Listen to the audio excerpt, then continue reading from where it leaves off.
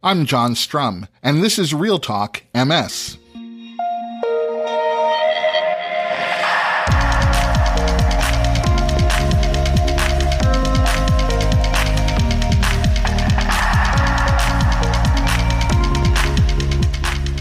It's March 29th, and we have a lot to talk about. And one of the things we're talking about today is the impact that the International Progressive MS Alliance has had on elevating the progressive MS research agenda and moving it forward. A few weeks ago, the Alliance announced the details of an ambitious strategic plan that will guide their work over the next 3 years. Joining me to talk about what that means for people affected by progressive MS is the chair of the Alliance's Scientific Steering Committee, Dr. Robert Fox. But before we get to my conversation with Dr. Fox, there are a few other things that you should know about. Last year, the MS International Federation distributed a survey asking people affected by MS and healthcare professionals to set the research priorities for the Cochrane MS and Rare Diseases of the Central Nervous System group. Now, Cochrane is an international nonprofit organization that generates evidence-based research reviews so that people can make informed decisions about the health issues that they may be facing. Now, this survey was translated into 12 languages, and 1,190 responses were received from 55 different countries. 75% of the responses came from people living with MS, while the balance of the survey responses came from family members and healthcare professionals. The results of the survey produced 5 priority research questions. The Cochrane Group will survey the published research to provide consensus evidence that attempts to answer each of these questions. And the 5 priority research questions are: does MRI help predict disability worsening in people with MS? What are the benefits and harms of treating people with MS with one disease-modifying drug compared to another? Does psychological health affect disease progression in MS? Does multidisciplinary care by teams of different social and health professionals improve health outcomes and experiences for people with MS? And what are the benefits and harms of exercise for people with MS? As I reviewed these research priorities, a few things came to mind. First, I was glad to see that people with MS are curious about whether exercise is beneficial for them, or how their emotional well-being might influence their disease course, or if they might experience a better outcome if they were being treated by a multidisciplinary team of specialists. The next thing that came to mind was that these questions have been answered. The evidence is there, and it's conclusive. But it seems that there are still large parts of the global MS community who don't know that. And perhaps that's a larger issue that's being uncovered through these survey results. It isn't always a question of whether more research needs to be done. It sometimes becomes a question of making research results more accessible, finding ways to communicate research results in language that people affected by MS can easily understand. Now, I'm not arguing against publishing research in peer-reviewed journals. Of course, that's necessary and important, but you can't expect people without a science background to navigate their way through the articles published in these journals if they can find them. We need to take additional steps to ensure that MS research results are accessible and understandable to non-scientists. We know that shared decision-making between a patient and their neurologist can lead to better outcomes. Being a partner in your own treatment is empowering, and shared decision-making makes it more likely that someone will adhere to their treatment plan. But shared decision-making requires that the patient has done their homework so that they can fully understand what their doctor is recommending, and they can share their opinion with their doctor. In other words, shared decision-making starts by being well-informed. And if we don't want patients to limit their research to scrolling through random social media posts, then we need to find ways to simplify their access to credible, reliable, evidence-based information. I'd be missing an obvious point here if I didn't mention that this is the whole reason that I started this podcast. And while I'm happy to be doing my part, this isn't something that gets solved with a single podcast. So I hope that we can begin having that larger conversation to identify ways to share research results with a larger, non-scientific, but nonetheless heavily invested audience. One of the topics that comes up frequently on this podcast is depression. And the reason we tend to talk about depression is because 1 out of every 2 people with MS will experience clinical depression, and there are things you can do to fix it. Depression may be prevalent among people living with MS, but depression can be effectively treated. And results from a study in Australia may give you one more evidence-based, non-pharmaceutical way to manage depression. A research team at the University of Sydney created an 8-week online mindfulness program for people living with MS. The program consisted of 5 modules, including an introduction to mindfulness management and simple awareness, dealing with stress, dealing with difficult emotions and pain, dealing with thoughts, and mindful communication, compassion, and relapse prevention. Each module was about 15 to 20 minutes long and included examples of how mindfulness techniques could be applied to life with MS. To determine their program's effectiveness, the research team recruited 132 adult men and women who were living with MS. Each study participant was randomly assigned to either the mindfulness program or no intervention at all. Instead, this group was told they were on a waiting list. Study participants watched the online modules and completed 30 minutes of individual mindfulness meditation. They also kept a log to track their activities, and they had a weekly group call with a psychologist who offered guidance, resolved any technical issues they were having, and encouraged their ongoing participation. At the end of 8 weeks, the study participants who were given the mindfulness program reported a significant lessening in depression compared with those study participants who were on the so-called waiting list. People with a history of recurrent depression showed a significantly greater benefit. And health-related quality of life significantly improved for those study participants who were given the mindfulness program, regardless of their individual history of depression. These benefits were maintained 6 months after the study when the participants were evaluated again, and those study participants who were on that wait list were given access to the mindfulness program as well. Being able to mitigate the effects of depression without yet another prescription drug and from the comfort and convenience of your own home represents a major step forward in managing one of those MS symptoms that can get in the way of everything and keep you from fully engaging in your own life. So we'll be looking for larger studies that will hopefully achieve similar outcomes. If you'd like to review the details of this study, you'll find a link in today's show notes. From the file labeled Often Overlooked Details of Living with MS, people with relapsing MS tend to see their olfactory threshold worsen during a relapse. In more simple terms, that olfactory threshold is your sense of smell. And it seems that your sense of smell gets measurably worse during a period of active inflammation in the brain, but it isn't affected during periods of stable disease. And this can be very useful information when it comes to evaluating whether a particular disease-modifying therapy is working for someone. We all know that different disease-modifying therapies work differently for each person, and the DMT that's effective for one person may not be as effective for someone else.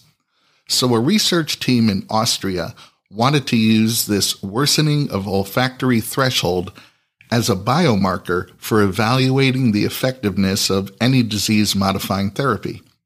So they recruited 123 people with relapsing MS who were starting on a new disease-modifying therapy for the first time. The study participants had their sense of smell assessed at the start of the study, after 3 months, and after 1 year. It's worth noting that over the course of the study, slightly less than half of the 123 participants had an MS relapse, and their OT, their olfactory threshold, was significantly lower than it was prior to their relapse. A statistical analysis of the three assessments showed that the OT score, that is the measurement of each study participant's sense of smell, could significantly differentiate each person's relapse risk. And the research team noted that a change in the OT score over the study's first 3 months was significantly predictive of the risk of relapsing. The researchers were able to correlate the scores of the 3 smell tests with brain lesions, clinical activity, and disability progression. The key to tailoring MS treatment to each individual is being able to understand how that individual will respond to any specific disease-modifying therapy. This small study demonstrated that OT, olfactory threshold, is a valid predictor of someone's response to a DMT. The research team cautioned that this was a relatively small study, and further research is required to validate their findings. But it's encouraging to see that a simple, non-invasive test could perhaps let you and your neurologist know in fairly short order whether a particular disease-modifying therapy is the right disease-modifying therapy for you. If you'd like to review the details of this study, you'll find a link in today's show notes.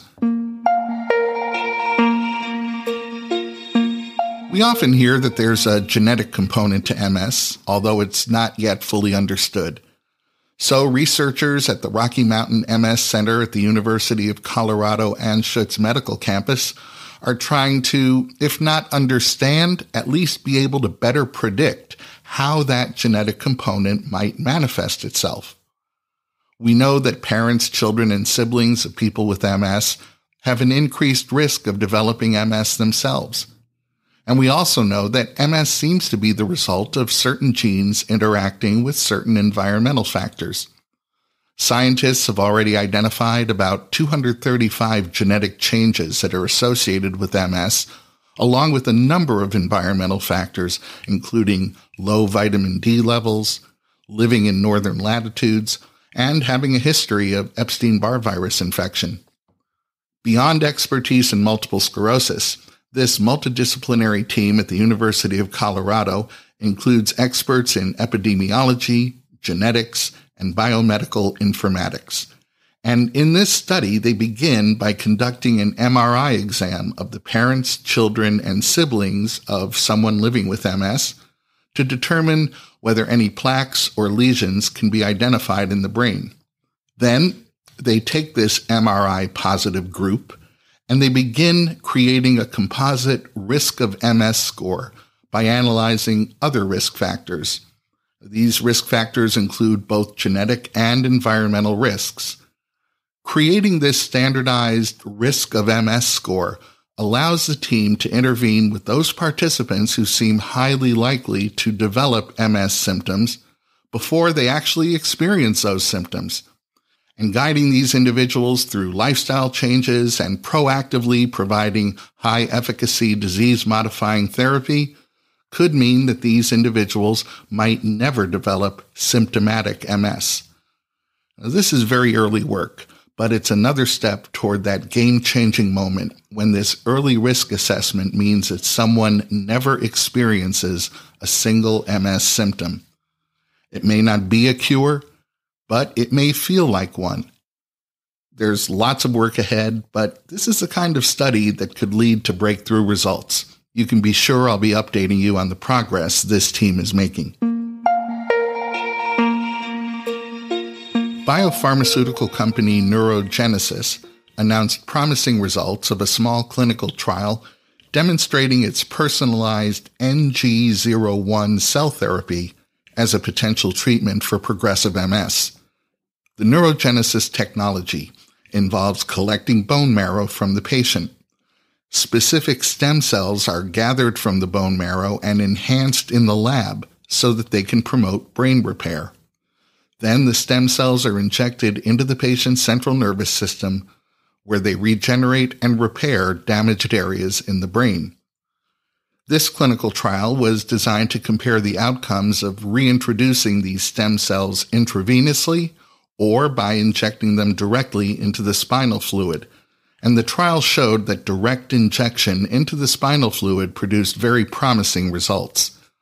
Of the 15 study participants with progressive MS who received spinal injections, 9 experienced a decrease in levels of neurofilament light chain. We've talked about neurofilament light chain before on the podcast. It's a protein that can be measured in the blood, and it's been shown that neurofilament light chain levels increase as MS disability progresses. Of the 9 study participants who experienced a decrease in their levels of neurofilament light chain, 8 showed lessening of disability as measured by improved EDSS scores. EDSS, or the Expanded Disability Status Scale, is the standardized way that neurologists measure disability and track MS progression. And the improvement in disability among these 8 study participants was still evident a year later when the study ended. When you think about the fundamental differences between the neurogenesis NG01 cell therapy and other disease-modifying therapies, the neurogenesis treatment enables the brain to actually repair itself instead of just slowing the rate of progression. This is another example of science bringing us closer to the goal of repair, and repair restores lost function.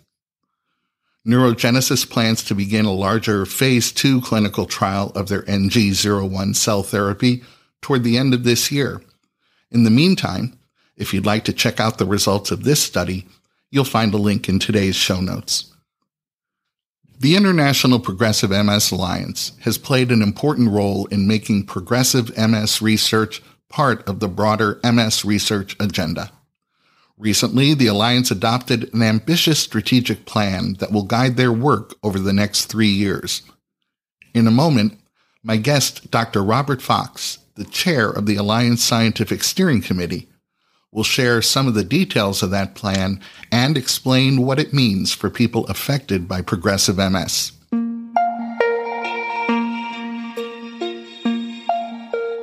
For people living with relapsing remitting MS, treatment is typically focused on preventing and managing relapses. But if you're living with progressive MS, relapses are uncommon and there are no remissions. Instead, you're faced with a slow, gradual worsening of your symptoms. Addressing the needs of people with progressive MS remains a central challenge for researchers and clinicians, and while there's been considerable progress in understanding progressive MS, there's still a lot to learn.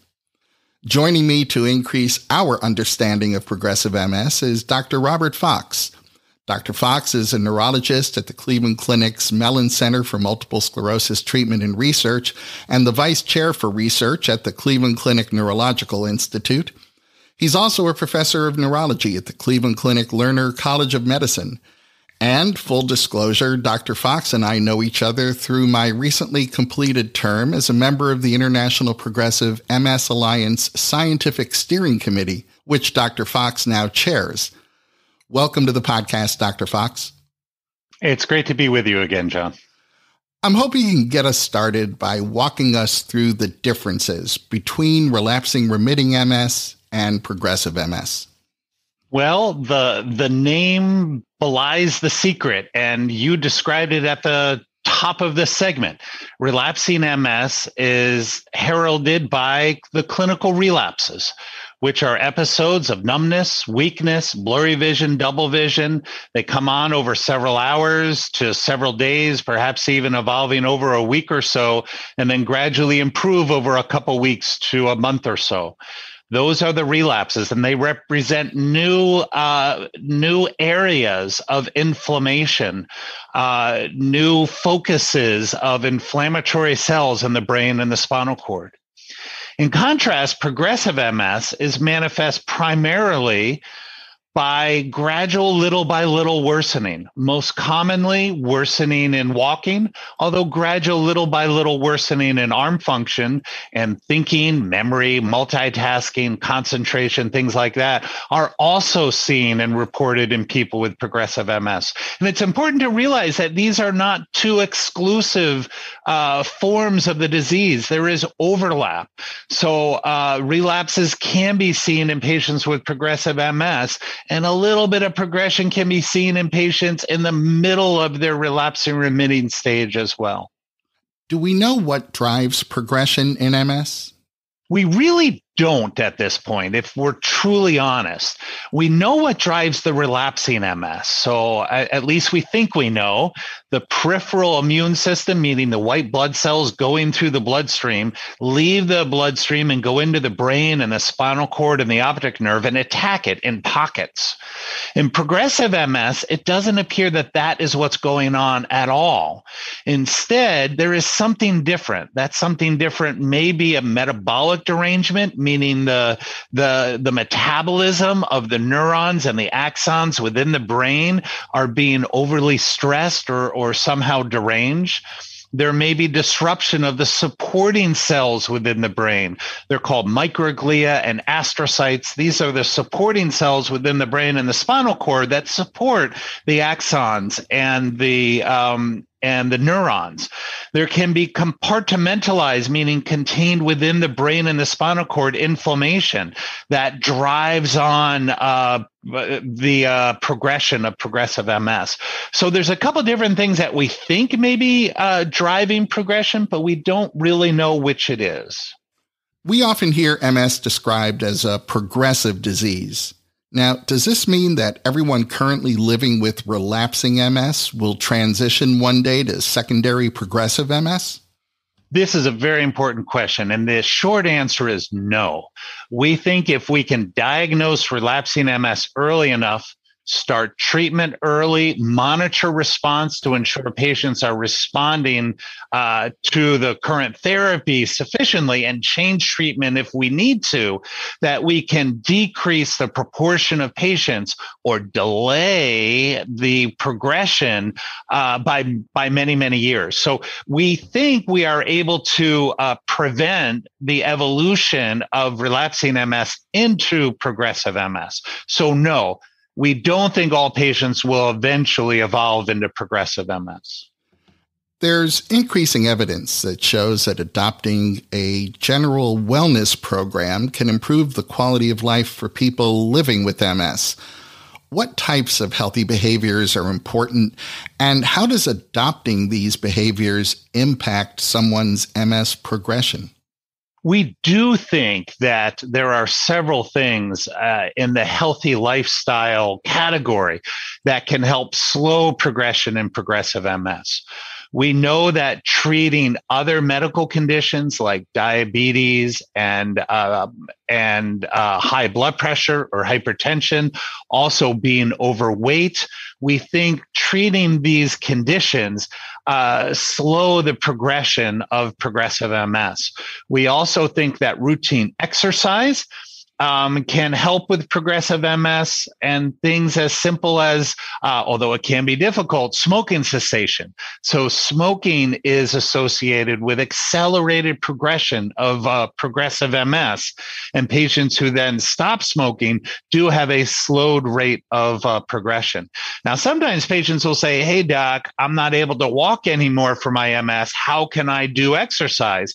Well, patients can still do exercise. It needs to be adapted to whatever their abilities are. But most patients are still able to do some sort of aerobic exercise. For example, an exercise bike wheel that the arms can run on a tabletop. So just because a patient can't walk doesn't mean they have an excuse not to engage in some level of routine exercise. When I first introduced you, I mentioned you were the chair of the International Progressive MS Alliance Scientific Steering Committee. Since some of our listeners may not be as familiar with the Alliance as you and I, can you explain what the International Progressive MS Alliance is and what role the Scientific Steering Committee plays? Sure. The International Progressive MS Alliance, or the Alliance as we call it, is a global collaboration with a goal of accelerating the development of effective therapies for people with progressive MS. A rather tall task, but nonetheless, with the goal then of improving quality of life worldwide for people living with progressive MS. It's comprised of MS organizations, researchers, health professionals, the pharmaceutical industry, companies, trusts, foundations, donors, and people affected by progressive MS. People all over in different aspects that touch progressive MS are involved and come together to address the unmet needs of people with progressive MS. We even have involvement of the pharmaceutical industry, where they partner with the Alliance through the industry forum to help us find solutions for progressive MS. The Progressive MS Alliance really represents a first-of-its-kind global response to solving progressive MS. And to that end, the Alliance just recently published a strategic plan designed to guide its work over the next 3 years through the year 2025. Now, the plan begins by first very succinctly stating the vision of the Alliance to end MS progression. And then it identifies 3 priorities that will drive the Alliance research agenda: to understand, prevent, and reverse MS progression, to speed up and improve clinical trials, and to improve well-being through proven therapeutic approaches. These are big goals. Can you tell us about them? Yeah, so these goals were identified as the major stumbling blocks that have been keeping us from developing effective therapies for progressive MS. It's understanding the mechanisms that drive progression, which will then point to potential therapeutic modalities or the avenues of treatment to then test. Speeding up clinical trials, so accelerating clinical trials, identifying better outcomes for early stage proof of concept trials so that we can quickly identify potentially effective therapies and speed them along into larger trials to understand whether they work or not. And then improving well-being and addressing the different symptoms that people living with progressive MS have, and figuring out the best strategies to measure those symptoms and measure the impact of treatments to address those symptoms. The Scientific Steering Committee is the heart and soul of the Alliance, and it is the group that then takes those quite lofty goals and identifies the step-by-step processes that we should follow to then achieve those goals. Well, Dr. Robert Fox, I want to thank you for all you do to improve the lives of people living with MS, and thanks for talking with me today. It's a pleasure joining you, John. Happy to see you again in the future. That's going to wrap up this episode of Real Talk MS. Real Talk MS is powered by the National MS Society. And you can share this episode of the podcast by letting your friends or family members know that all they have to do is point their web browser at realtalkms.com/239. You'll find that link in today's show notes, so you can easily copy and paste it right into an email or a text. And if you have a minute, I hope you'll visit the Apple App Store or the Google Play Store and download the free Real Talk MS app for your iOS or Android smartphone or tablet. It's the best way for us to stay connected. The app will automatically download the latest episode of Real Talk MS. You'll be able to access any of our past episodes. You'll be able to save your favorite episodes, and it's a great way for me to share bonus content with you. The app is free, so I hope you'll download it today. I'm John Strum. Thanks for listening. Stay safe and make healthy choices.